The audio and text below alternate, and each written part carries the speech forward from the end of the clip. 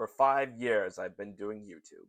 What's going on, everybody? Republic Cinema here, and don't mind this whole background being very empty. But anyways, I've taken a long hiatus, because it was Christmas break, of course. But anyways, I'm back again for some more videos. Before I do the reviews of the 2025 figures going forward this year, I would like to make a video of my top 10 favorite Transformers figures of 2024. If we're talking about live action Transformers movie toys, this year kind of was a little underwhelming. This year's a little more promising considering there's going to be some more BAIWEI Studio Series figures and of course a lot of Yolopark figures coming out. Hopefully this year, maybe next year for some. Now I would like to point out that there's a lot of figures I did not collect, specifically from Legacy or all those Legacy multi-packs exclusives. I didn't get any of the collaborative stuff.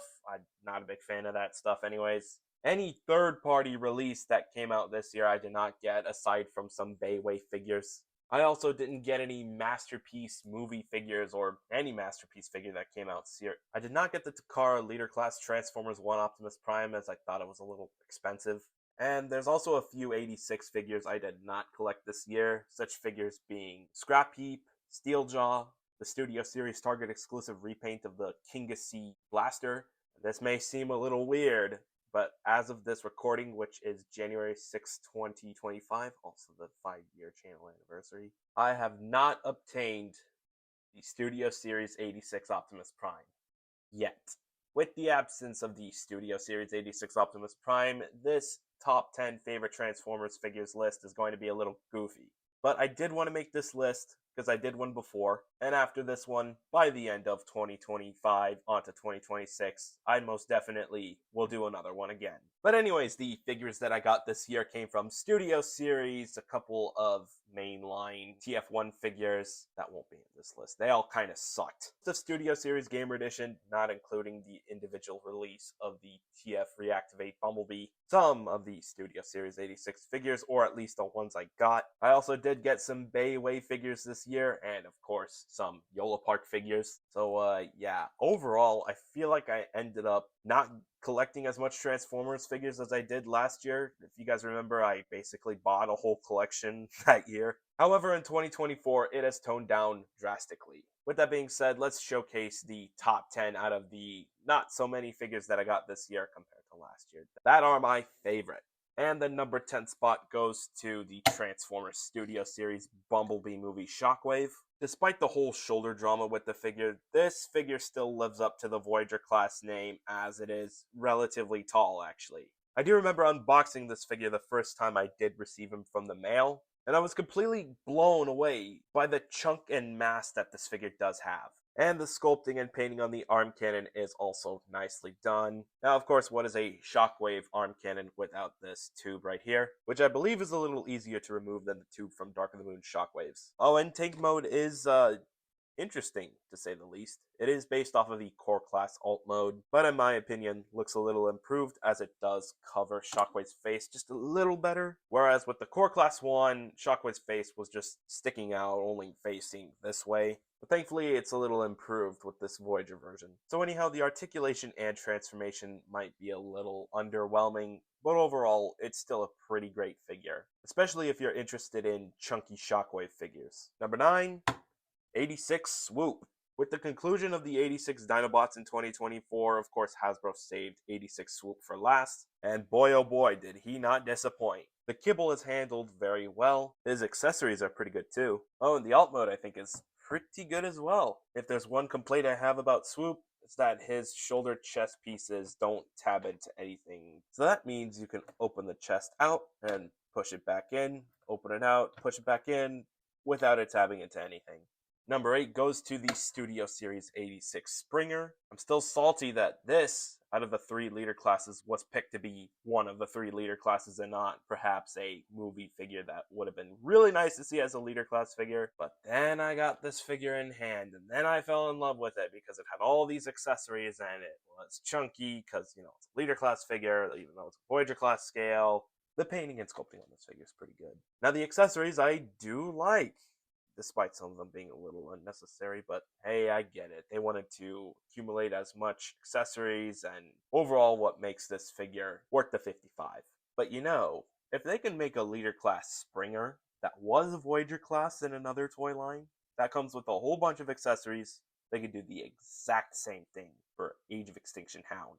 Make it happen, Hasbro. The alt mode, specifically the car mode, is also pretty great. However, I can't tell if I like the copter version a little more. I don't know, both alt modes seem pretty great. And yes, in case you weren't aware, this figure is a triple changer. So yeah, overall, great accessories, great articulation, great transformation, great alt modes, overall pretty decent Transformers 86 G1 figure. Now moving on to, I think this is number 7, that being one of the Yolopark TF1 figures, that being D16. Yeah, out of the 4 Yolopark TF1 figures that were released, I think it was September, I ended up enjoying D16 the most. I think he was the tallest of the 4. I did like the somewhat blockiness of this guy, and the accessories are also great too. He does come with his big arm cannon and a little arm cannon. I don't know, it's something he did have in the movie. They absolutely nailed it with the head sculpt here.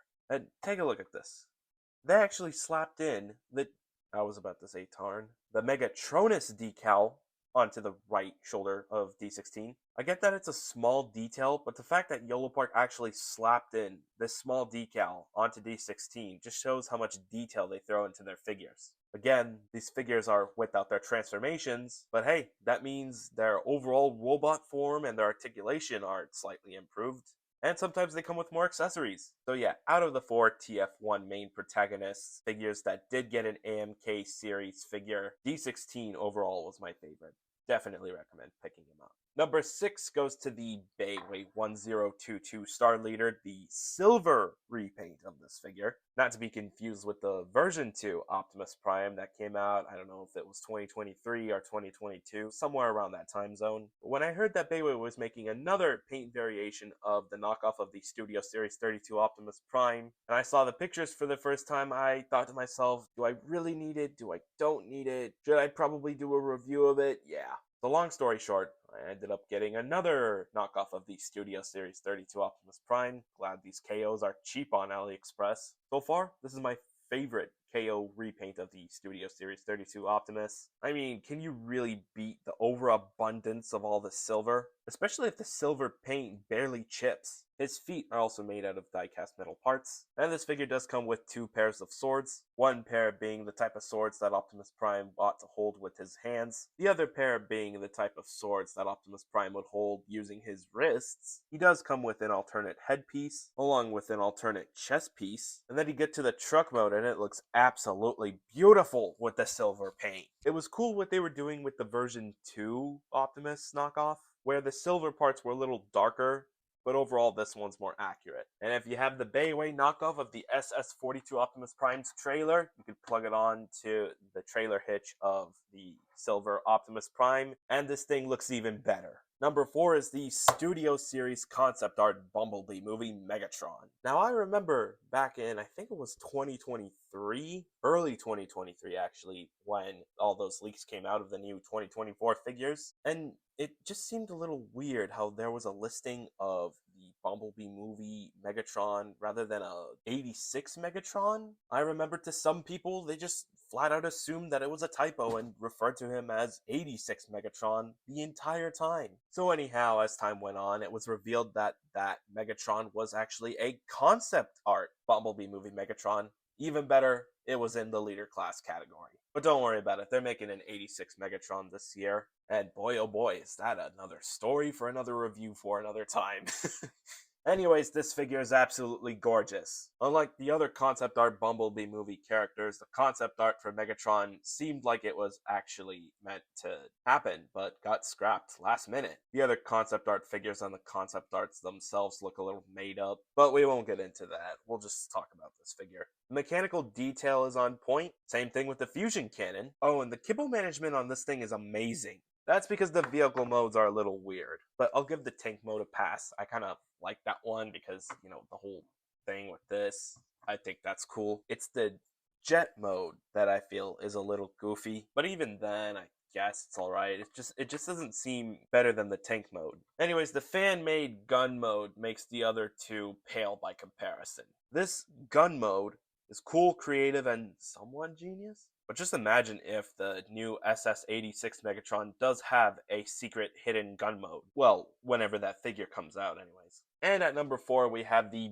BAIWEI Jetfire, and I do have him in his Jet Power Prime mode because I wanted to showcase that. I suppose I got a little too lazy and didn't necessarily want to take all this apart because this does require some work to assemble. But overall, this is a great Jetfire knockoff, especially if it's a little more affordable than the original Studio Series Jetfire, which you can get in a new multi-pack that comes with the 32 Optimus and the triplets. You'll just have to buy the whole set for $114 bucks. Now, the Prime I'm using here is the version 2 Prime, which I think came out sometime around 2022 or 2023. But anyways, I tend to use that figure for the BAIWEI Jetfire. Aside from all these extra parts that are being used, he does come with extra stuff as well. Same thing with this over here. For the record, they did an amazing job with the paint apps. There's not really much to say about the jet mode. It's kind of similar to the original Studio Series version. But overall, if you're looking for an affordable Studio Series Jetfire, I suggest going for the BAIWEI knockoff that I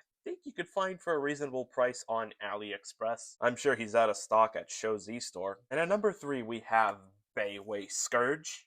And the painting and sculpting on this thing is mind-blowing.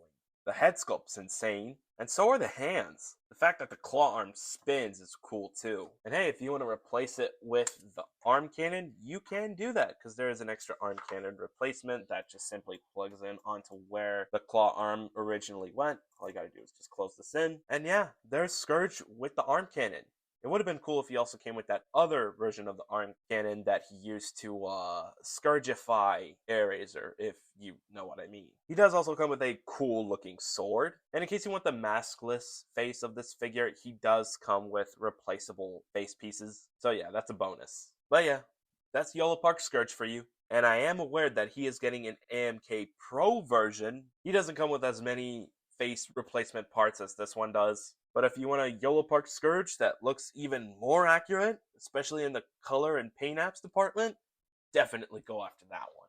Unless you don't care for all that and prefer the cheaper route. And for number 2 goes to the BAIWEI knockoff of the Revenge of the Fallen Studio Series Megatron. I don't know what went down when they pitched an idea to make an slightly upscaled knockoff of the Studio Series 13 Megatron, but whatever they came up with, this is the outcome. And it's beautiful. Well, I mean, it's ugly, obviously, but that's what makes it beautiful. This shading of silver is a little goofy, but of course it does suit the figure. He does come with those extra DNA-ish upgrade kits, which are used for alt mode. The arm cannon and the blade that's attached to the arm cannon also looks really good with this shading of silver. But the fact that this figure came with a replaceable finger-articulated left arm absolutely baffled me. But not only that, he also comes with a replaceable damaged headpiece to reference what happened in Revenge of the Fallen. But then you get to the alt mode and you're just like, whoa. The wings do in fact make this alt mode look a little more accurate. It's just, it would have been cooler if there was a way where you could fold them in a little better. These parts are fine. This one, on the other hand, not so much. But other than that, if you don't have this figure, I definitely recommend you pick one up. For again, less than $25 on AliExpress. But anyways, before we get to number 1 spot, let's talk about the honorable mentions. Before I did have about 5 figures. For the honors, now it's 10. And I did not put them in the order of which one I like more. So to start off here, we have Core Class Mohawk, great figure. The SS86 Bumblebee, the Studio Series TFONE Optimus Prime, the Studio Series TFONE Megatron, Gamer Edition Warhorse Cybertron Starscream, Gamer Edition Ratchet, Yolopark Rise of the Beasts Rhinox. I actually did like this one a little more than Cheater. Yolopark TF1 Orion packs, both paint variations for the BAIWEI knockoff of the Studio Series 102 Rise of the Beasts Optimus Prime. I couldn't decide which one was better, so I put both of them in one spot because they're basically the same thing, just different paint apps. And for the last honorable mention goes to the Studio Series Bumblebee movie Skywarp. But anyways, number 1.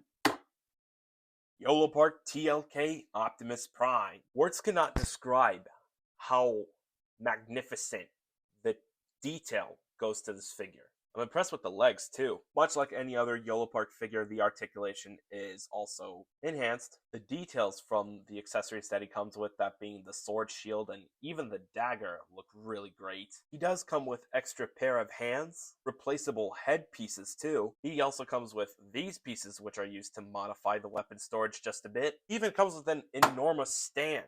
Not just enormous, but decently detailed too. With all the parts that this figure comes with all the paint apps that he has, just imagine what Yolopark could do if they made an original trilogy Bayverse Optimus Prime.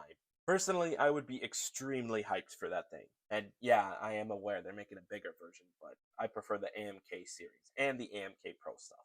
Wait a minute, they're also making a mini series one. I might look into that one. And I think that's pretty much the gist of my top 10 list of favorites for 2024. I would like to know what you guys' top 10 list of favorite figures from 2024 is or looks like. And I can't wait to take a deep dive into the figures that are coming out this year in 2025, of course. There's a lot of good stuff coming soon and later down the year, of course. For me personally, I just cannot wait to get my hands on that Leader Class Age of Extinction Optimus. Like, I want that thing more than Devastator.